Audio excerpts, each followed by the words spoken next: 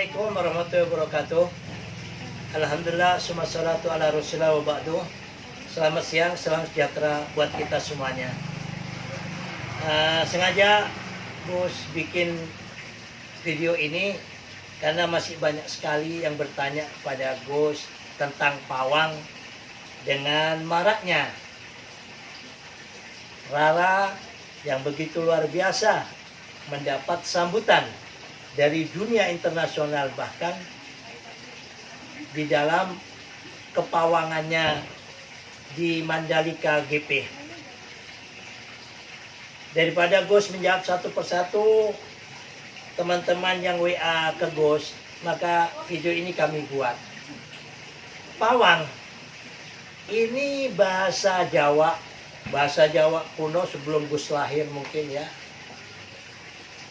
yang mana sudah menjadi bahasa Indonesia. Pawang itu artinya adalah orang yang pintar atau orang yang diberi kelebihan keahlian oleh Allah Tuhan Yang Maha Esa. Nah, karena kemarin ini dengan adanya pawang hujan Rara di Mandalika GP, sehingga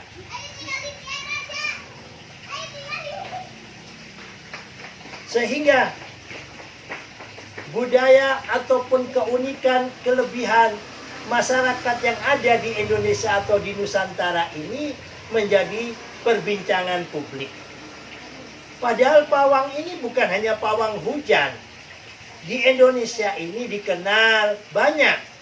Ada pawang hujan, ada pawang macan, ada pawang gajah, bahkan ada pawang buaya. Yang penting jangan jadi buaya darat yang gitu ya. Nah, para pawang-pawang ini adalah orang yang diberikan kelebihan oleh Allah atau Tuhan Yang Maha Esa. Contoh soal pawang hujan, diberikan kelebihan oleh Allah. Dimintain tolong orang-orang, pawang ini berdoa agar punya hajat resepsi pernikahan tidak hujan. Dan dengan tidak hujan sehingga apa? Tamu-tamu yang diundang ini bisa datang. Tapi kalau hujan lebat, kan kasihan resepsi anaknya sehingga menjadi sepi. Begitu juga ada pawang macan, pawang gajah di Lampung ini banyak. Inilah bagian daripada kelebihan ya budaya masyarakat yang ada di Indonesia ini.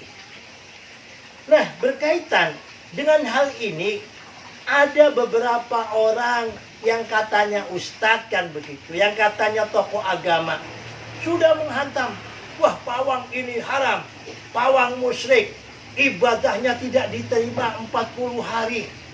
Nah, hal-hal yang semacam ini, kalau menurut Gus, kurang mengerti cara berdakwah. Dakwah itu ud'u ila sabili rabbika bil hikmah. Ajaklah orang itu di jalan Tuhanmu dengan cara hikmah. Hikmah ini bukan hanya sekedar mengucapkan kayak penceramah-penceramah sekarang ini yang hanya banyak pansos di media sosial. Sedikit-sedikit haram, wayang haram, pawang haram. Lah, kalau cara dakwah semacam ini bisa lari orang ini kepada agama Allah. Ayo mari kita belajar bagaimana para wali songo dulu. Yang mana Nusantara atau Indonesia ini ratusan tahun yang lalu bukan mayoritas umat Islam. Ada agama-agama sebelumnya, baik Hindu, Buddha, animisme, dinamisme, dan lain-lain. Tetapi karena para yai-yai kita, guru-guru kita, romo-romo kita yang biasa disebut oleh ulama-ulama NU yaitu wali songo, ini memiliki hikmah yang tinggi. Bagaimana adat budaya yang ada pada masyarakat Nusantara ini tidak dikit-dikit dibilang kafir, haram, sesat, takut orang. Tetapi medianya tidak diubah, tapi esensinya yang diubah. Di dalam Islam banyak sekali ajaran, yaitu apabila kita memiliki sawah, tetangga kita hujan tidak turun-turun, tanah kita atau tanah yang di sawah ini sudah kering. Nah, di dalam ajaran Islam ada yang disebut dengan sholat istisqa, sholat mohon hujan. Begitu juga di saat setelah panen. Nah, kebanyakan warga-warga desa dan kiai-kiai NU, kiai pinggiran ini rata-rata tinggal dan hidup di desa. Setelah panenan itu banyak tetangga-tetangga, jamaah-jamaah itu yang menikah. Datang kepada kiai-kiai ini, kepada ustadz-ustadz pinggiran, kiai-kiai kampung yang ada di kampung. Minta berkah kepada yai agar tidak turun hujan. Disinilah peran kiai sangat besar. Memohon berdoa kepada Allah. Alhamdulillah, 90% kiai-kiai NU yang ada di kampung dan ustadz-ustadz pinggiran NU di pedesaan ini, 90% itu pawang hujan. Dan melalui media dakwah inilah kiai-kiai NU banyak jamaahnya. Jangankan hajat untuk apa? Supaya tidak hujan.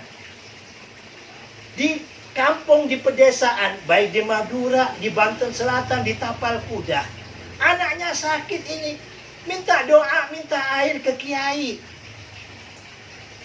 Jangankan anaknya sakit, sapinya sakit kalau di Madura itu datang ke kiai.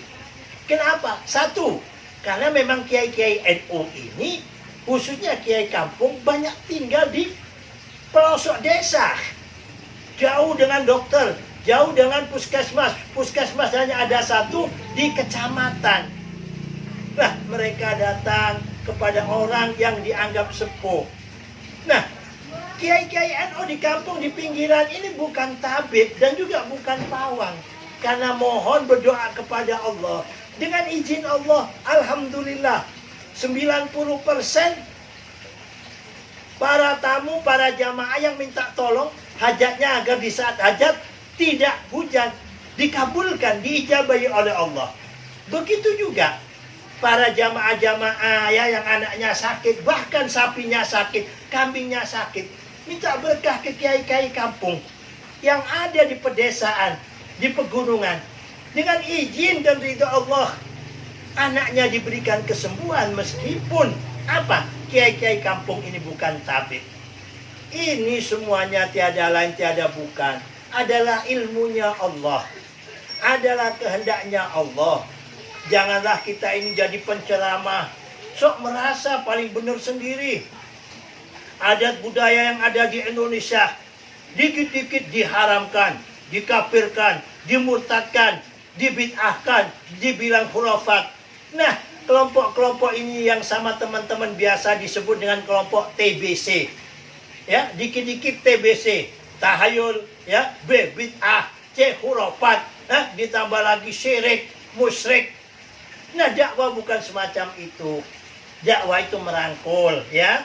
Kalau ada yang kurang benar, dibenarkan pelan-pelan sampai kepada sirotol mustaqim. Nah, kalau jamaah kita, orang-orang kita, apalagi di media sosial, sedikit-sedikit dihantam haram, kafir, takut orang itu mendekat kepada ulama. Ayo, kita semuanya hidup di negeri Bhinneka Tunggal Ika. Ini Indonesia, ya, bukan Timur Tengah. Keanekaragaman suku, keanekaragaman budaya, ya, keanekaragaman agama, adat istiadat, bahkan kepercayaan. Itu tumplek blek ada di Indonesia. Bagaimana para ulama-ulama ini, para ustadz-ustadz, para penceramah. Ayo, berdakwalah dengan yang menyejukkan, ya. Jangan bikin gaduh lah kalau ceramah itu, ya. Dikit-dikit main hantam kafir, kafir. Nah, akhirnya gaduh di media sosial. Ayo, mari kita sama-sama amalkan ud'u ila sabili rabbika bil hikmah. Cara hikmah itu adalah dakwah yang merangkul, bukan memukul. Cara hikmah itu adalah dakwah, ya, yang menyatukan, bukan mencerai-beraikan. Dakwah dengan hikmah itu adalah apa? Menuntun, ya, bukan memperolok-olok. dengan moderasi beragama dan juga kepewan kita di dalam membangun ukhuwah Islamiyah, ukhuwah Basyariah dan ukhuwah Watoniyah. Insya Allah para ulama-ulama, para penceramah-penceramah ini bisa menjadi garda terdepan untuk menjadi pemersatu bangsa, pemersatu NKRI yang Bhinneka Tunggal Ika ini. Tetapi kalau kita hanya sekedar ceramah, tidak memikirkan saldo mirok, perasaan kepada orang lain, main hantam saja, akhirnya ceramah ini tidak menyejukkan, membuat kegaduhan. Akhirnya hikmah ini hilang dan nilai daripada dakwah itu sendiri juga hilang.